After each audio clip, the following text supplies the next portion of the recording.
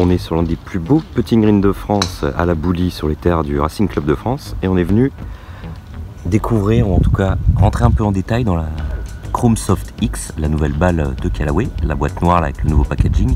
On sait déjà qu'elle est un petit peu plus ferme qu'avant, qu'elle nous plaît un petit peu plus autour des greens avec un toucher un peu plus traditionnel qui plaît pas mal aux bons joueurs. Mais on va découvrir avec Médéric au Callaway Fitting Center ces chiffres Trackman, voir s'il y a des progrès également en spin, en hauteur de balle et en distance.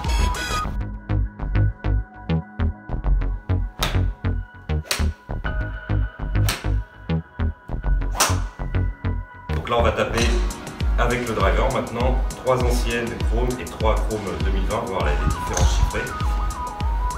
3 drives de chaque. Toujours avec le même club, le même shaft. Allez, on va voir ce que ça donne sur le Trackman avec Médéric. Tu as swingé 1 miles plus vite avec ton drive avec la Chrome Soft X20. Effectivement, par contre, tu as une balle qui est sortie 6 miles plus vite, 5,5 miles plus vite avec la Chrome Soft X20 par rapport à la Chrome Soft X18. Ce qui fait qu'on va avoir ce smash factor qui va être plus élevé, on passe de 1,44 à 1,47, donc tu as une optimisation des performances qui est plus importante. Ce qui est intéressant, et ce que je te disais tout à l'heure, c'est que tu vas avoir un angle de décollage qui va être un tout petit peu plus faible avec la Chrome Soft X20. Il y a pile 1 degré d'écart en angle de décollage, on passe de 14,4 à 13,4 degrés d'angle de décollage. Donc elle part plus bas. Elle part un tout petit peu plus bas, plus tendue, moins de prise au vent, donc on va avoir une trajectoire qui va être beaucoup plus contrôlée, tout en gardant un spin identique. Donc là, la notion de spin reste la même entre la 18 et la 20. Par contre, ce qui est très intéressant, c'est que tu gardes également, malgré le fait que tu as un spin identique à un angle de décollage différent plus bas avec la Chrome Soft X20, tu te retrouves à avoir une hauteur de balle qui est exactement la même. Par contre, on va la carrier 6 mètres plus loin, on passe de 245,5 sur la Chrome Soft X18, on passe à 251,4, donc 6 mètres au carry. Et on se retrouve également à gagner 6 mètres en distance totale. On passe de 262 mètres à 268 mètres. Donc le gain de distance des 7 mètres qu'on avait sur les fers, tu vas le retrouver également sur ton driver avec les 6 mètres supplémentaires, le petit gain qu'on aime avoir quand on vient changer de balle ou quand on vient changer de driver.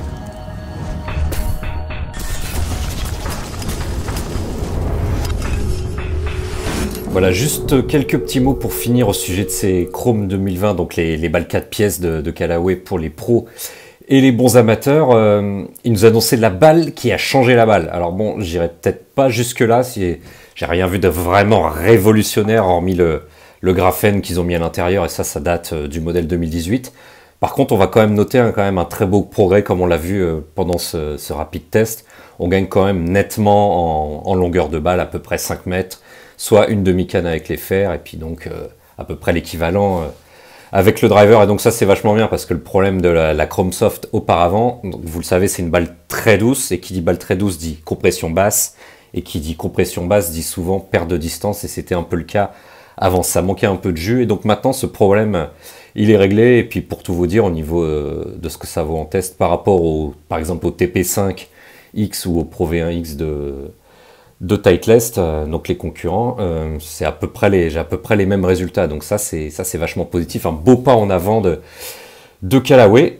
Question fiabilité de production, vous vous souvenez peut-être l'an dernier, MyGolfSpy, qui est l'élite du journalisme sur le matériel de golf aux USA, ils avaient disséqué des chromes et avaient critiqué leur manque de fiabilité au niveau de la production. Donc Callaway depuis a investi près de 50 millions de dollars dans l'usine de Chicopee, là où ils produisent les balles aux États-Unis, et du coup, ils nous garantissent que chaque balle sera contrôlée et notamment passée au rayon X avant d'être emballée, ce qui réglerait le problème de fiabilité qui a été pointé du doigt l'an dernier par MyGolfSpy.